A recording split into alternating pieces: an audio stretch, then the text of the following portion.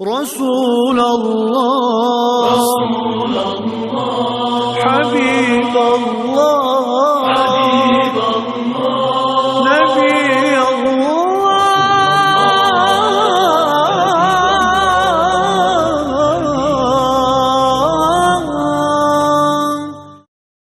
أعوذ بالله من الشيطان الرجيم. بسم الله الرحمن الرحيم. الحمد لله رب العالمين، والصلاة والسلام على رسوله محمد وعلى آله وأصحابه أجمعين. أما بعد. Allah'ın rahmetinin qoğlanğan şeytanı azdırıp ketişidən Allah'a sığınıp panoh talab qılman. Nəhayət şəfqətlik və mehriban Allah'ın ismi bilan başlayman. Bizni bütün kainatni yaratgan, bizni dunyo va oxiratlik nijotlik yo'li bo'lgan haq dini islom diniga hidoyat qilgan qudratlik Rabbimiz Alloh subhanahu va taologa cheksiz hamdlar bo'lsin.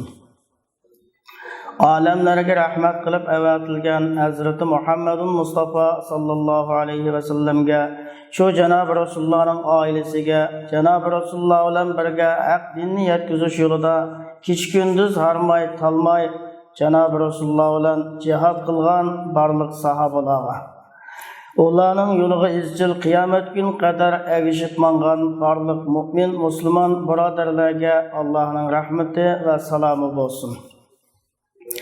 Assalomu alaykum, hurmatli savodashlar.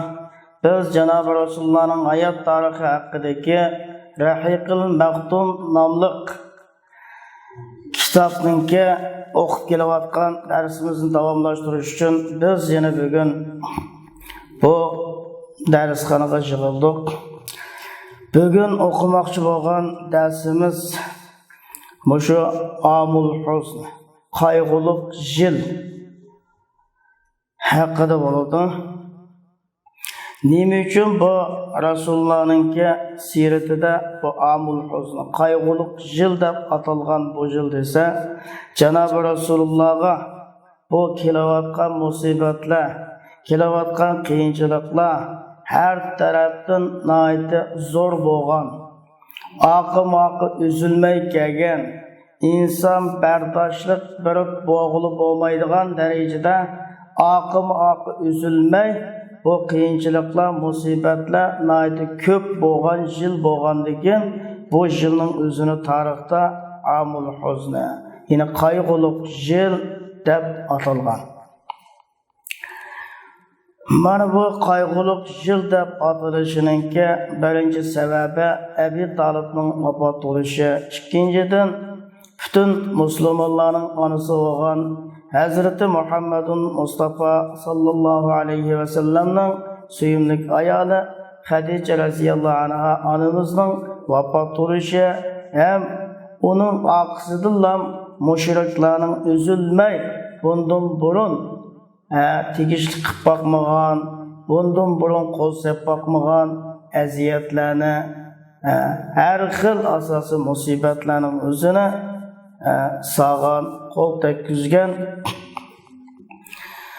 Mushundan qo'l tekkizganligi uchun shunaqa bu yil Amul Huzn, ya'ni qayg'uliq yil deb atalgan. Abi Talibning vafot bo'lishi. Abi Talibga kasal qattiq chaplashdi. Mana bu Abu Talib kasal chaplash uzun qolmaydan uningga o'lim keldi. Va kanat vafatuhu. Mana Abi Talibning vafoti nubuvatning 10-yili Rajab oyida bo'lgan. Mushu qamalgan, ya'ni jilg'i qamalishdan shu chiqib 6 oydan keyin bu vafot topgan. Bazı tarixchilar tarafidan bu Abi Talib Hadice radhiyallohu anha onamiz vafot bo'lishdan 3 kun burun vafot topgan Ramazonda deyilgan. En sahih hadisda Musayyab radhiyallohu anhudan mundaq bir hadis rivoyat qilingan. Abu Talib sakrat tushgan vaqtida uning qashiga Janob Rasululloh kirdi. O Abu Talibning qashida Abu Jahl bor. Janob Rasululloh kirib dedi: "Ey tog'a, qul la ilaha illalloh. Siz la ilaha illalloh degan so'zni dang. Allohdan boshqa hech qanday qudratli ilohiy kuch yo'q degan bu bir so'zdan. Men bu so'z orqali siz uchun Allohning huzurida bir hujjat qilib o'tirib qo'ydigan bir so'z bo'ldi. Bu so'zni dang dedi. Faqala Abu Jahl va Abdullah ibn Abi Umayya. Abu Jahl bilan Abdullah ibn Umayya Janob Rasulullohning degan bu so'zining oqisidan mundaq dedi. Ya Abu Talib, targhabu an millati Abdul Muttolib. Ey Abu Talib, sen Abdul Muttolibning dinidan yuz o'ramsa? Dedi. Ondan keyin ular davomli bu Abu Talibga so'zladi. Hatto Abu Talibning ularga degan eng oxirgi so'zi ala millati Abdul Muttolib bo'ldi. Men Abdul Muttolibning dini ustida dedi, bu oyatdan ayoldi. Dedi Payg'ambar alayhissalatu vassalam, la astaghfiranna laka ma lam unha anhu. Men sizga ertaga mag'firat talab qilaman. Men o mag'firat talab qilishdan to'solmasam dedi. Ondan keyin bu mag'firat talab qilishdan cheklangan tuvanki oyat tushdi. Sura Tavbaning 113-oyat. Ma kana lin-nabiyyi vallazina amanu an yastaghfiru lil-mushrikeen walau kanu uli qurba min ba'di ma tabayyana lahum annahum ashabul jahim. Yana Sura Qasasning 56-oyati innaka la tahdi man ahbabta walakinnalloha yahdi man yasha va huwa a'lamu bil muhtadin degan oyat tushdi. Bu oyatning tarjimasi payg'ambarga va iymon keltirgan mu'min musulmonlarga mushrik kishilarning gunohini talab qilish, mushriklar uchun mag'firat talab qilish bu loyiq emas. Agar o mushriklarning o'zining qandoshlik munosabatda eng yaqin urug' tuqqanlari bo'lsa-mu, bu mushriklarga mag'firat talab qilish loyiq emas. Mana ularning davzaq egillari bo'lganligi enib bo'lgandan keyin mushriklarga mag'firat talab qilish loyiq emas deb mag'firat talab qilish cheklangan bu oyat tushdi. Yana innaka la tahdi man ahbabta. Siz ey Muhammad alayhisalom o'zingiz yaxshi ko'rgan kishini hidoyat qilolmaysiz. Hidoyat qilish huquqi faqat Allohdir. Allah o'zining xohlagan bandalarini hidoyat qiladi. Allah hidoyat topadigan haq yo'l topuvchi kishilarni obdan bilguchidir degan bu oyatni tushirdi.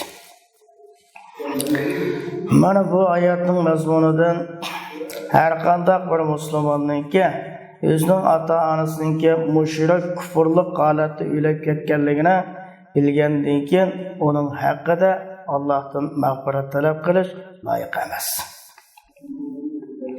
ولا حاجة إلى بيان ما كان عليه أبو طالب من الحياة والمنع فقد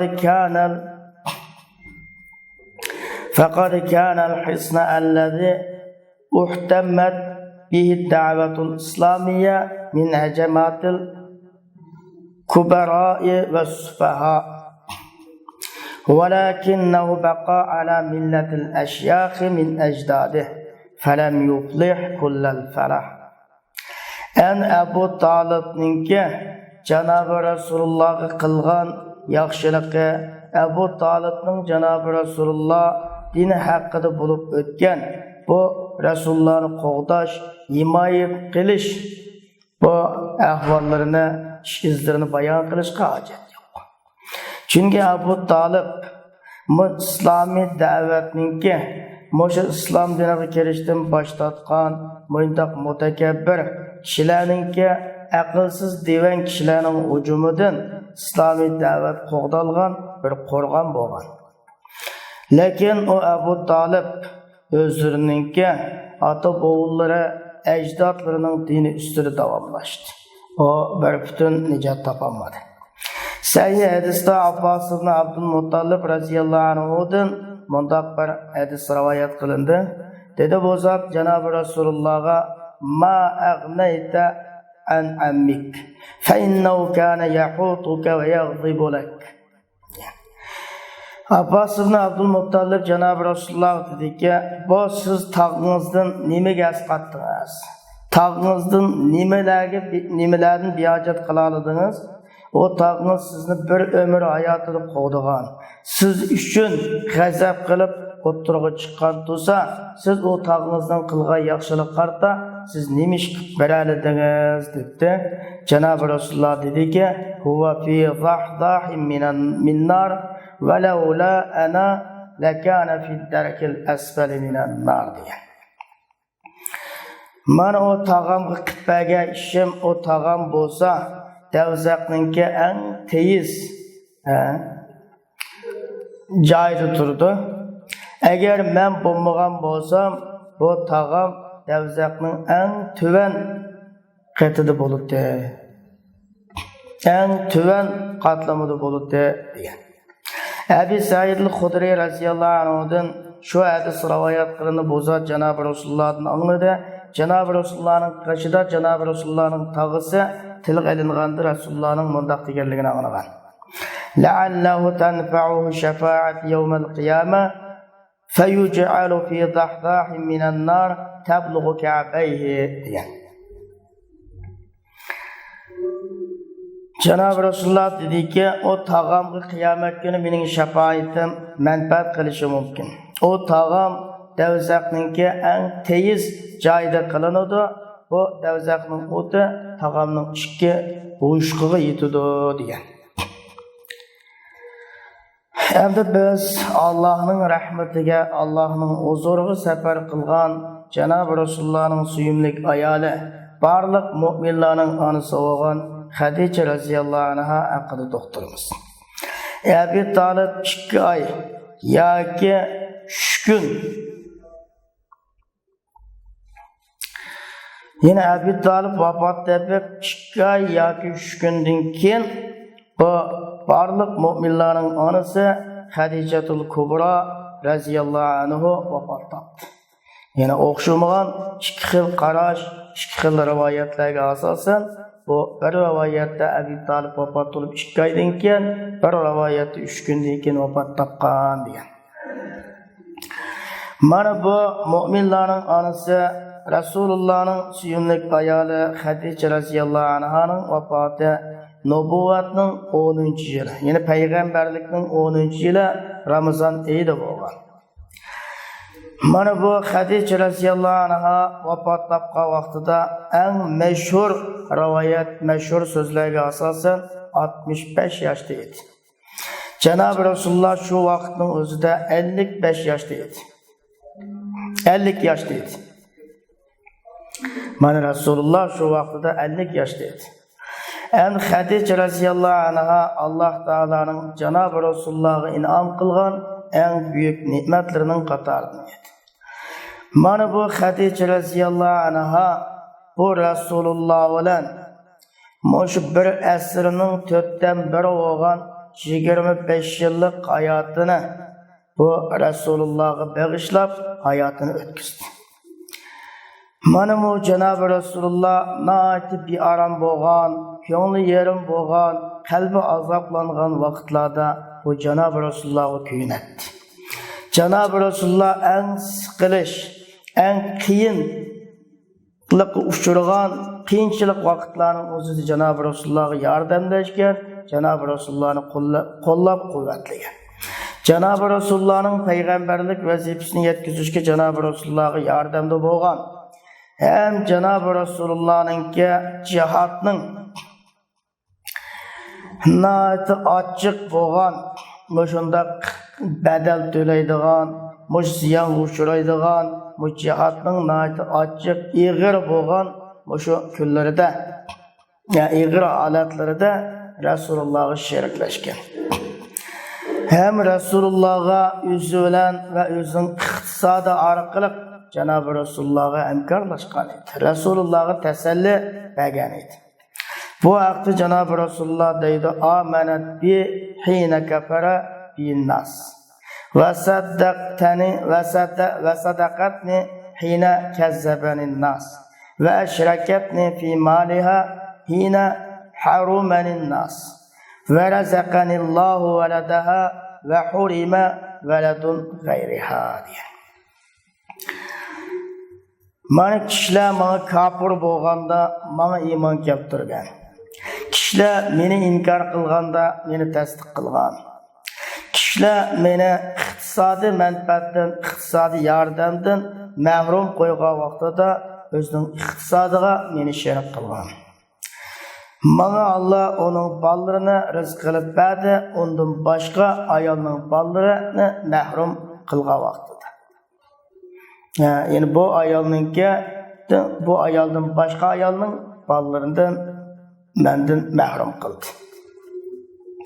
Sahih hadisda Abu Hurayra radhiyallohu anhudan mundaq bir hadis rivoyat qilindi. Dedi bu zot keldi Jibril alayhissalom Janob Rasulullohning qishig'iga kelib dediki: "Ya Rasululloh, ey Allohning payg'ambari, Mav Xadija sening qishig'iga keladi-da, onun bilan birlikda bir qochi bor.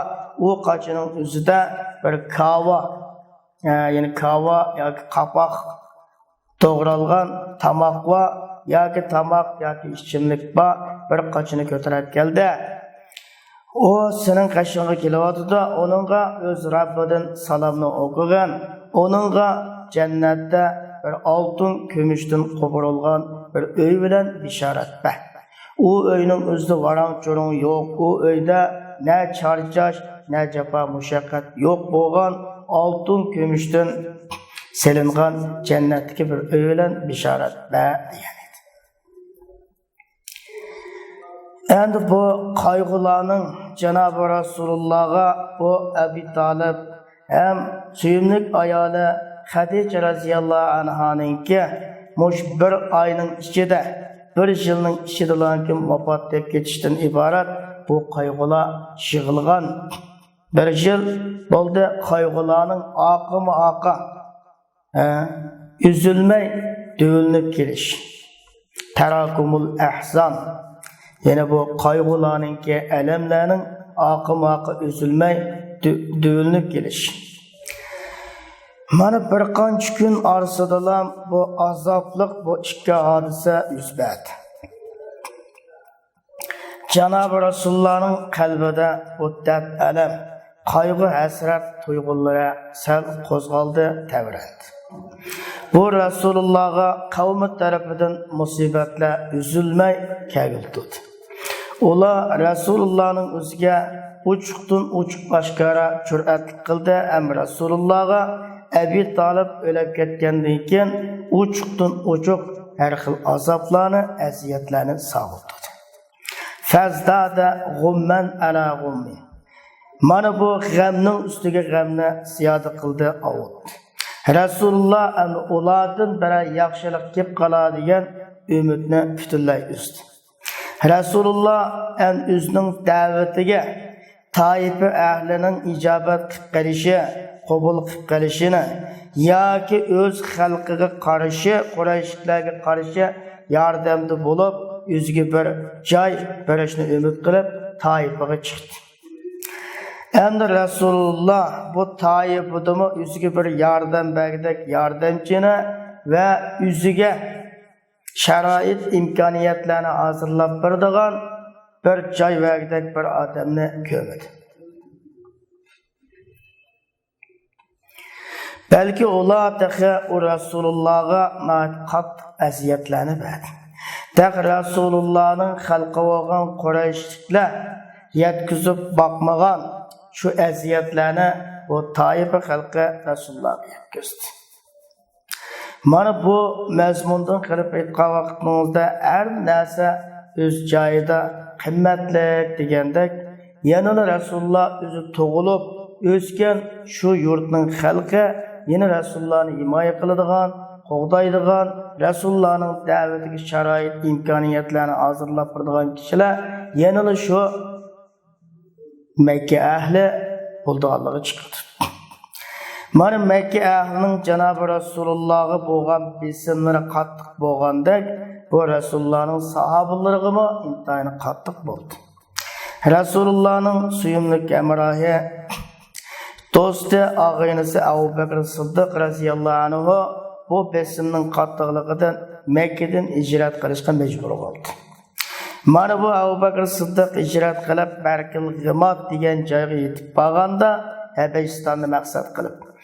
O Abu Bakr Siddiq radhiyallohu anhu Ibn Dag'ni degan bu odamning o'zi o'zining himoyasi ichida Makkaga qaytirib keldi. Mana bu Janob Rasululloh Qurayshlarningki sog'an aziyat musibatlarini, qiyinchiliklarini, besimlarini suratlab berdigan rivoyatni Ibn Ishoq rivoyat qilib bundoq deydi. Abu Talib halok bo'lib o'lganda Qurayshliklar Janob Rasulullohga Abu Talib hayot vaqtida bir tamaq qilib boqmagan, xiyoliga keltirib boqmagan aziyatlarni soldi. O Rasulullohning oldina Qurayshliklarning eng devan 4 kishilaridan birisi oldini to'rab Rasulullohning muborak beshiga to'p chechyapti. Rasululloh uyga shu to'pi Rasulullohning beshida tug'an alda uyga kirdi. Rasulullohning qashiga Rasulullohning qizlarining birisi qo'pab berib, Rasulullohning beshidan bu to'pining o'zini suritib, Rasulullohning bosh ko'zlarini yuvishga boshlab, u qizi yig'layotdi. Halbuki Rasululloh deydir o qiziga, la tabki ya buniyya, fa innalloha mani'un abak. Ey oma qizim, Allah sizning dadingizni qo'g'daydi, siz yig'lama. Yana dedi raviyning o'zi, mushu mazmunning arsida yin Rasululloh deydi, ma nalat minni Qurayshun shay'an akrahuhu hatta mata Abu Talib.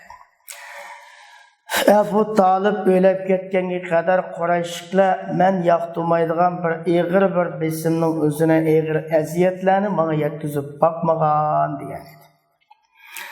Mana mushu yilda mushnunga o'xshash qalbini jarohatlantiradigan, qalbini azoblaydigan, mushundaq dard alamlar üzülmay kelganligi uchun bu yilni Amul Huzna, ya'ni qayg'uliq yil deb atalgan edi. Ve urifa bihi sirati ve tarih. Mana Rasulullah'ın hayat tarihida, izlerida bu yıl Amul Huzna, yine qayg'uliq, yine Rasulullah'ın kalbini azaplaydigan azap musibatlar aqı kelgan bu qayg'uliq yil degan nom bilan to'lib keldi. Az-zavaju bi Savdati radhiyallohu anha. Endi mushu Janob Rasululloh o'zining suyumlik ayoli barliq mu'minlarning onasi Xadija radhiyallohu anha onamizdan ayrilib, endi Savda radhiyallohu anha bilan turmush qurish. Mushu yili Shavvol oyida, ya'ni nubuvvatning 10-yili Shavvol oyida Janob Rasululloh Sam'atning qizi bo'lgan Savda radhiyallohu anha onamiz bilan turmush qurdi. Mana bu onamiz Savda radhiyallohu anha burun musulmon bo'lgan, ikkinchi qatimli Habashiston qilingan hijrat qilgan kishilarning qatoridan edi. Hem bu onamizning burunqi eri Sakron ibn Amr edi. U musulmon bo'lgan, hem u ayoli bilan hijrat qilgan kishi edi. O Habashiston tuprog'ida o'lib ketdi. Yoki bir qism tarixlarda Makkaga qaytib kelgandan keyin o'lib ketdi degan rivoyatlar bor. Falamma halat. Mana bu Savda radhiyallohu anha onamiz bu baldurqi eridan iddatni tutib, pak bo'lgandan keyin alanib bo'lgan vaqtida uningga Janob Rasululloh so'z ochdi ve o Savda radhiyallohu anha onamizni oldi. Mana bu Savda radhiyallohu anha onamiz bo'lsa, Xadija radhiyallohu anha vafot bo'lgandan keyin Rasululloh turmush qurgan tunji ayol bo'ldi. Hem bu onamiz oxirgi hayotlarida o'zining navbatini Oysha radhiyallohu anha onamizga hadiya qilib bergan ayol edi. Avaminus sabri ve sabat. Endi biz bu Mekke devri, yani bu İslam dini barlıqqa kelib, Janob Rasululloh payg'ambar qilib avatilib, o'sha dastlabki mezgillarda mushu din yo'lida musulmonlarga yetgan mushunchalar aziyatlarga, qiyinchiliklarga sabr qilishning sababi omillari nima edi? Ular bu jafoliq, bu azobli kunlarni qandoq bardoshlik bilan haq ustida qandoq mazmun turib o'tkazgandi? Biz endi mushu sabr qilishninki dinda mazmun turishning omillari haqida ozroq to'xtalib o'tamiz. وهنا يقف الحليم حيران ويتساءل عقلاء الرجال فيما بينهم ما هي الأسباب والعوامل التي بلغت بالمسلمين إلى هذه الغاية القصوى والحد المعجز من الثبات كيف صبروا على هذه الاضطهادات التي تقشعر لسماعها الجلود وترجف لها الأفئدة. Әмді маны мешада наайты тәмкен, иғыр бәсік бір кішінің өзі наайты әйралық ішіде тоқтайды. Әм әқыллық адамлар өз ара мұсылманларны бұндақ yüksek ғайыға адамны аңтан қалдырдыған bu mücizlik bu dərəcədə. Yəni həqdə məzmut duruşdan ibarət bu müciz xarakterlik bu dərəcəyə müsəlmanları epbağın amillar sebepler ne oldu? Ola eni anlaş bilen mu bütün bedendeki tireler çakıldap titrep gididigan, yürekler eğizgi tıkılıp kalıdigan bu besim, bu zulümlara qandaq sabır qilib o'tgandi. Bunun sebebi, bunun amili ne oldu deb aqlliq odamlarmi o'z ara shunda savollarni qo'yishadi. Biz endi mushu odamlarning qalbiga kechayotgan, odamlarning xiyoliga kelayotgan bu xiyoliy tuyg'ularni nazarda tutib, biz endi mushu omillar, mushu sabablarning bir qismlariga nayt oddiy ifodalaydigan ishoratlarni qilib o'tishni to'g'ri topdik. To'g'ri ko'rdik. Mana bu musulmonlarning bu darajada haq ustida mazmun turishlari, bu darajada qiyin qistoqlarga, zulm besimlarga sabr qilishdagi birinchi omil al-imanu billah. Alloh qo'ygan iymondir. Mana buningdagi inna sababa ra'isiyya fi zalika avvalan ve bizzati huwa al-imanu billahi vahda ve ma'rifatuhu haqqal ma'rife. Buningdagi birinchi bo'lib oldi bilan dal asoslik sabab u bo'lsa-mu yolg'iz Alloh qo'ygan iymon e'tiqoddir. Allohni haqiqiy tanishdir. Chunki bu mukammal, ya'ni qat'iy bo'lgan, jazmiy bo'lgan bu iymon e'tiqod ening nuri qalblarga aralashgan vaqtida bu iymon bu tağlarning o'zine esib tushadi.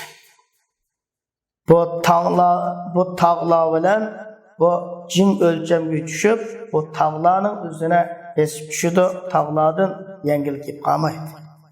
Cho'qim bundaq mustahkam iymon sahibi, bundaq qat'iy jazmiyat sahibi bu dünya qiyinchiliklari qancha ko'p bo'lib ketsin, qancha yo'g'on bo'lsin, qancha dövlab egiz tog'dek dövlünüp ketsin, qattiq bo'lib ketsin, o'z iymonining qishida bu dünya qiyinchiliklarini nayati mustahkam sepillarni, nayati mazmut qo'rg'onlarni pachaqlab tashlash uchun kelgun suning ustida laylab turgan bir axlat chavodek ko'rdi. Axlat chavochilik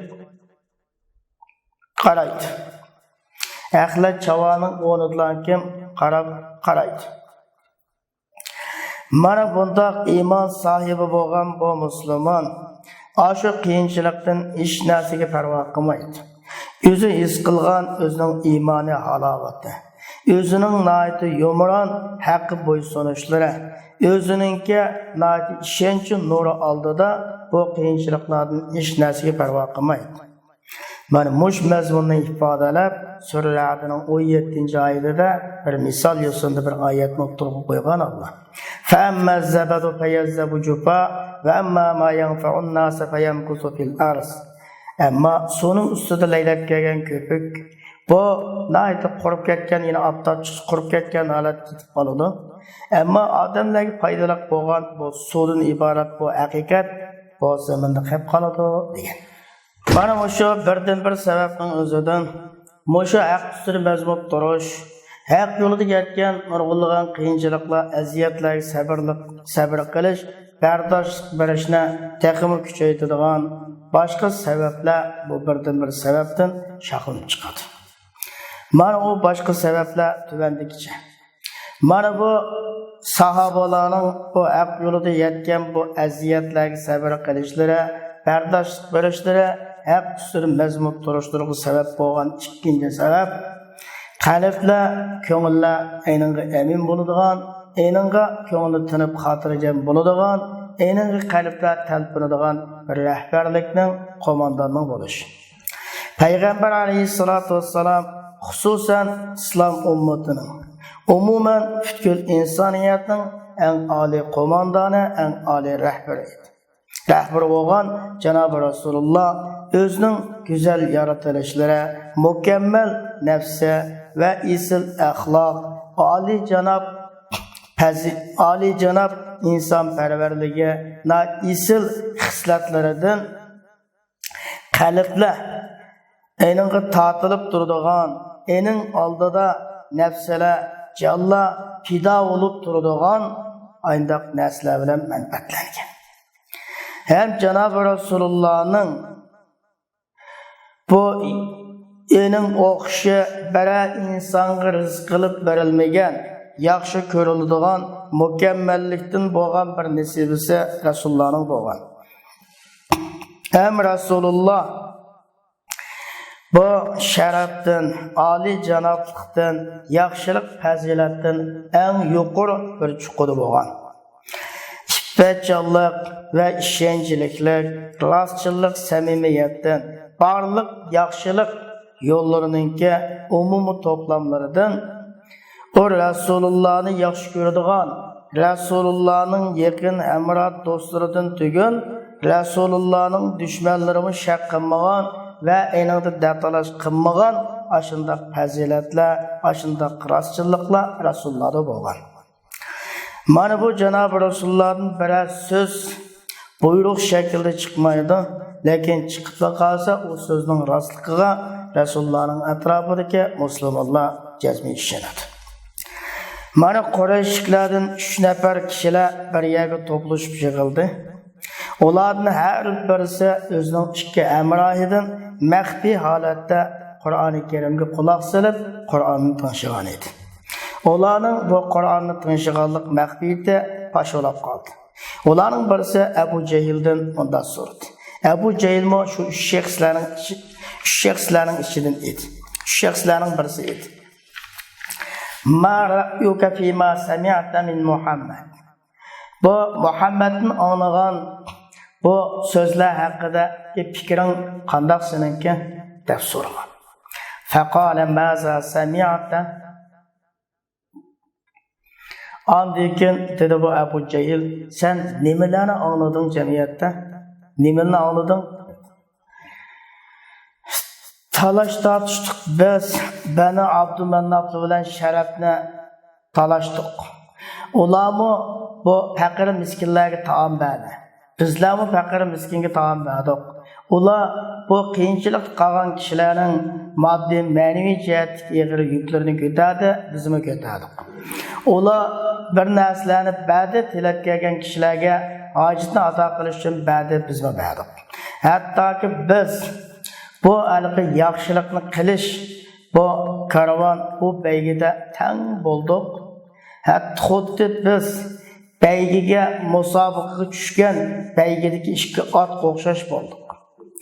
Dedi ular, bizga osmondan vahiy keladigan bir payg'ambarimiz bor bizningga, biz uni qachon topamiz deydi. Alloh bilan qasam, biz uningga mangu ishonmaymiz, uni tasdiq qilmaymiz dedik dedi. Abu Jahil mundaq degan: "Ey Muhammad, inna la nukazzibuka walakin nukazzibu bima ji'ta bi." Ey Muhammed biz seni yalgancı demeymiz.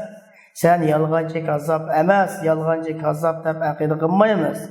Lekin biz sen etkeyen bu vahiyni, bu Qur'onni biz yalgan deymiz degan. Bu şartda Cenab-ı Allah Sure En'am'ın 33. ayetini tushirdi. فَاِنَّهُمْ لَا يُكَذِّبُونَكَ وَلَكِنَّ الظَّالِمِينَ بِآيَاتِ اللّٰهِ يَجْحَدُونَ. Çoğum ola sizni yalgancı demeydi, kazzap demeydi. Lekin zalimler Allah'ın ayetiga inkar kılıdı diye. Her Cenab-ı Resulullah'ın kafirler bir günsi 3 qatim göz işareti bilen göz kısışıp bu eyiplap hakaretlaptı. Dedi Cenab-ı Resulullah 3. qatimda ya ma'şaru Qurayşin ci'tukum biz-zabhi degan. Ey Qurayşlar guruhi, men sizlarni bo'g'izlash bilan keldim. Haqqi bo'ysunmasanglar degan. Andan keyin ularni aşı söz tutdi, hattoki ularning Cenab-ı Resulullahga eng ashaddi dushmanligi eng qattiq bo'lgan kisimi Resulullahga ve yüzü his qilgan eng yaxshi muomala bilan Cenab-ı Resulullahga chiroyli yumshoq gap qilgan. Ular Cenab-ı Resulullah secde qilayotgan altida tuguningki ish bag'irlarini tashlagan vaqtida Resulullah ularga qarshi duo qilgan edi. Andan keyin ulardan kulkilar ketib qoldi. Ularni bearamlik ham qayg'u o'rab oldi. Ular şunun işendiki özlerininki şu Resulullah'ın duası bilen aman ilah kıldıqanlıqqa cezmi işengen. Hem Resulullah Utbet'in Ebi Lehab'ga dua qilgan edi. Onun karşı dua qilgan, hemişen bu Utbe muşu Resulullah üzüge kılgan duaga amını uçuraydıqanlıqqa bir işençi üstüde edi. Hatta ki o bir yolvasını şirini görgen vakti dedi ki Allah olan qasam meni Muhammed Mekke'de turup öttürüverdi degan. Yani Ubay ibn Halaf'ı Cenab-ı Resulullah'a öldürdüğanlıqı bilen tehdit salgan edi. Andan keyin dedi Cenab-ı Resulullah bel ana aqtuluka inşallah. Allah xalisa men seni öttürüme degan. Yani Ubay ibn Halaf onun boynuğa Uhud günüsü qilish chepilgan vaqtida halbuki u taxa nati eg'ir cho'ng bo'lmagan bir alaqi go'shtiri tutilgan yarda edi. Shu vaqtida Ubay deydi-ki, "Cho'qim Muhammad menga Makkada men seni o'ltiraman" degan edi.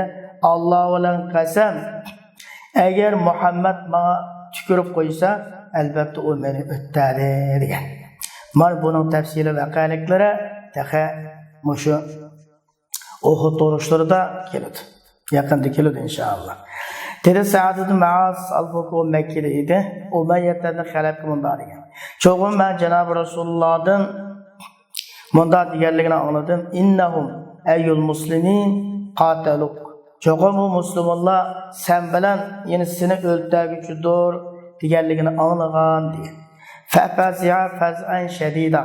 Mana bu Umayyatlarni xalaq bu gapni anglab qattiq bir tushib qo'rqqan edi. Hem bu Umayyatlarni xalaq Mekke'den chiqmaslikka bir ahd qilgan edi.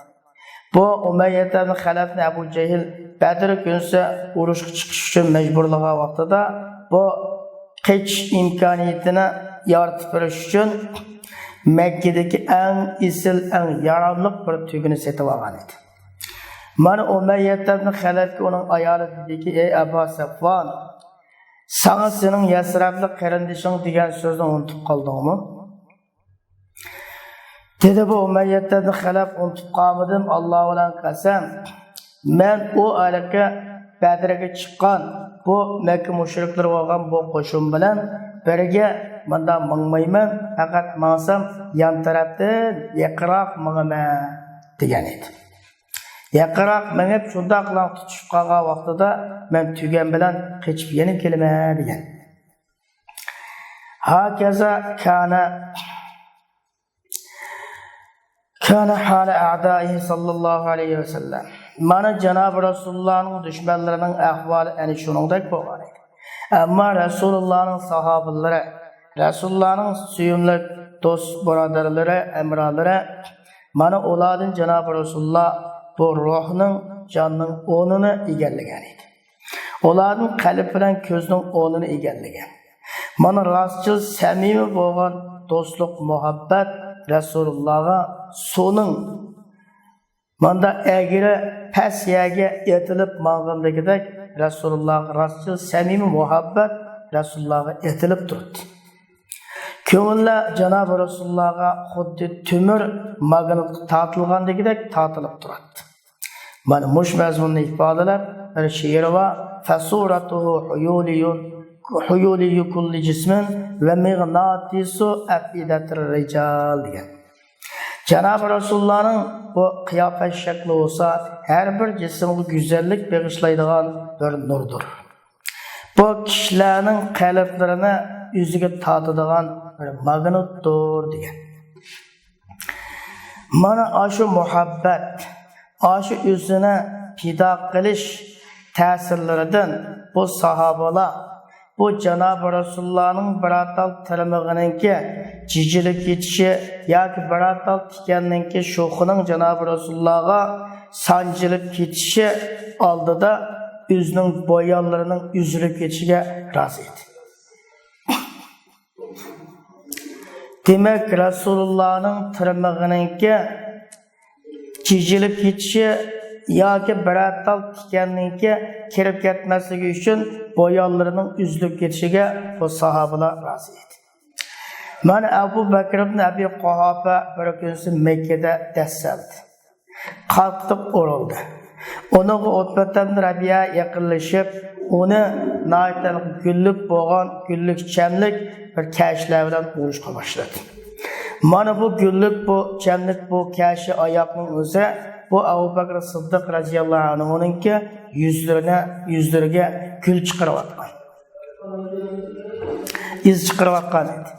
Hem Abu Bakrning qusqiga dasayotgan edi. Abu Bakrning chiroyi, yuzi ening burnidan tonilmaydi. Banu Tamim qabilasi Abu Bakrni bir kiyimda ko'tarib akeldi, uni o'zining uyiga yetkazdi. Ular Abu Bakrning o'lib ketganligini shak qilmaydi. Demak, mush darajada zarbiga uchragan, mush darajada tayoq yegan edi. Mana Abu Bakr o'shiga kelib kunduzning oxirisida so'zlab dediki, "Ma fu'ila Rasululloh sallallohu alayhi vasallam." Mana bu Allohning payg'ambari Muhammad alayhisalomga nima qilindi? Bu Rasululloh qanday aziyatlarga uchurdi?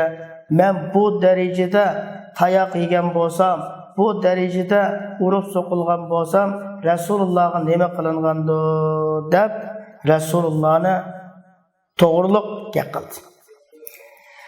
Famasaw minhu bi'asinatihim ba'asaluhu. Mana uning atrofidagi kishilarning o'zi bu Abu Bakrning bu gapiga qarta o'zining tillari bilan azroq til ahonat qildi. Hem Abu Bakrni yolg'iz tashlab qo'ydi. Bu o'zining holi bilan qolmay, yana Rasulullohga nima qilingandi deb Rasulullohning gapini qavdidi deb o'zining tillari bilan azroq til takkizdi, uni ayirib tashlab qo'yib, ular qashidan qopab ketib, Abu Bakr Siddiq radhiyallohu anhuning onasi Ummul Xayrga mundaq degan. Unzuri en tut'imihi shay'an aw tusqihi iyyah. Siz balangiz obdan qarang, onunga bir narsa qilib berang yoki uni suv bilan sug'uring. De bu Abu Bakrning ayoli, Abu Bakrning onasi Abu Bakr Siddiq radhiyallohu anhu bilan ayrim bo'lganda bu Abu Bakr Siddiq radhiyallohu anhuga qattiq talabni qo'ydi. Bu biznes yang, biznes ishing.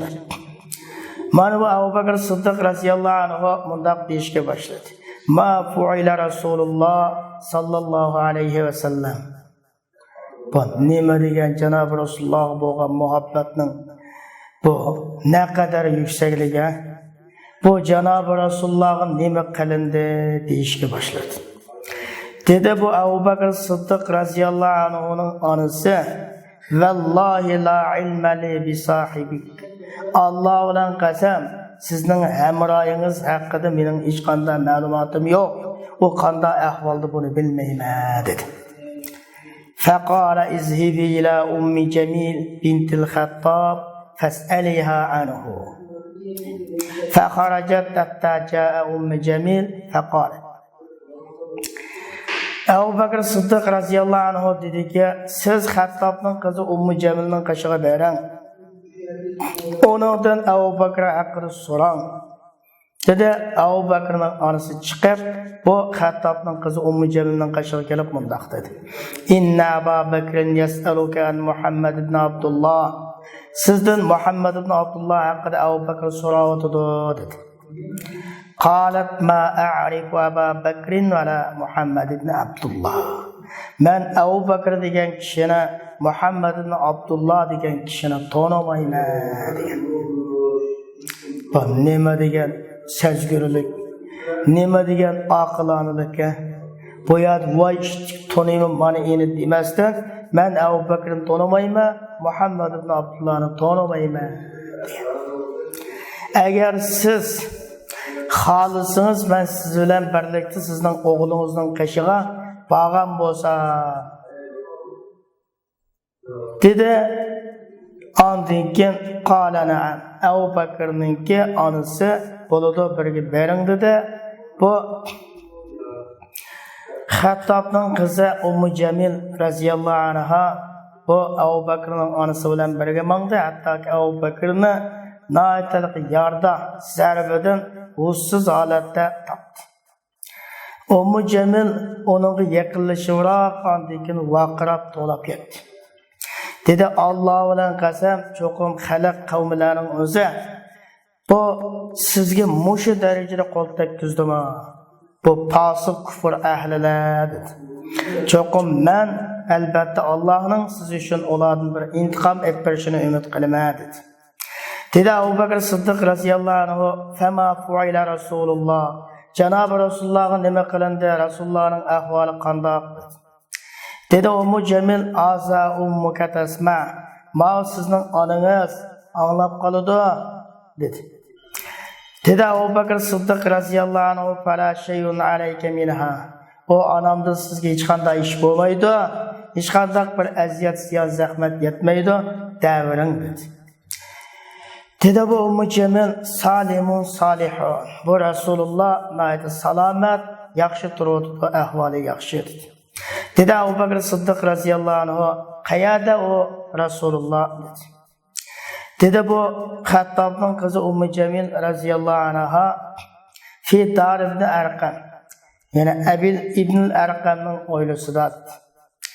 Dedi Abu Bakr Siddiq radhiyallohu anhu cho'qim Alloh bilan qasam qilib aytmanki, Allohga shunda ahd beramanki, men Rasulullohning qishig'i kelib, Rasulullohni ko'rmay turib, bir yutum suv ichmayman, taom yemayman dedi.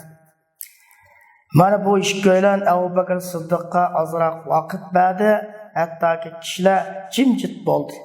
Kishilarning o'zi jimjit bo'lib, hammasi uyquga ketgan yoki sirtdagi mashg'ulotidan baka olib uyga kelib ketganda bu ish ko'ylan Abu Bakrni aytib chiqdi. Bu Abu Bakr Siddiq radhiyallohu anhu bu ishga tayinib yo'linib turib mangda hattoki bu ish ko'ylan bu Abu Bakr Siddiq radhiyallohu anhuni Janob Rasulullohning qishig'iga aytdi. Mana bu sahabalarning Janob Rasulullohga bo'lgan muhabbatiningki qanchalik cho'nqur, qanchalik yuqori ekanligini. Janob Rasulullohning hayoti oldida, Janob Rasulullohga yetadigan aziyat oldida o'zining hayotini qanchalik qurbon berish ruhiyatining balig'i ifodalanib turdi. Biz endi mushu kitobningki ko'plagan har xil o'rinlarda biz mushu Janob Rasululloh oldida qurbon berish, fidokorlik ko'rsatish, Janob Rasulullohga bo'lgan muhabbatning eng kamdan kam uchraydigan muhabbat ko'rinishlarini biz mushu kitobning ko'plagan o'rinlarda yetkazib ekanimiz. Bo'lib mush Uhud kunisi yuz bergan Janob Rasululloh bo'lgan muhabbat ko'rinishlarini hem Xabbob o'xshash buyuk sahobalar tarafidan Janob Rasululloh bo'lgan muhabbat tuyg'ulari, muhabbat ifodalaridan yuz bergan voqealiklarni biz mush kitobdan har birisini o'z o'rnida o'tkazib kelamiz. Endi bizning bugungi sirat haqidagi darsimiz mishada oyoqlashadi. İnşallah kelar qatim uchrashimiz. Alloh xolisa Allah bu darsdan foydalanishga, Allah Janob Rasulullohning hayotimizni o'lga qilib minishga muvaffaq qilsin. Va axiru da'vana alhamdulillahi robbil alamin.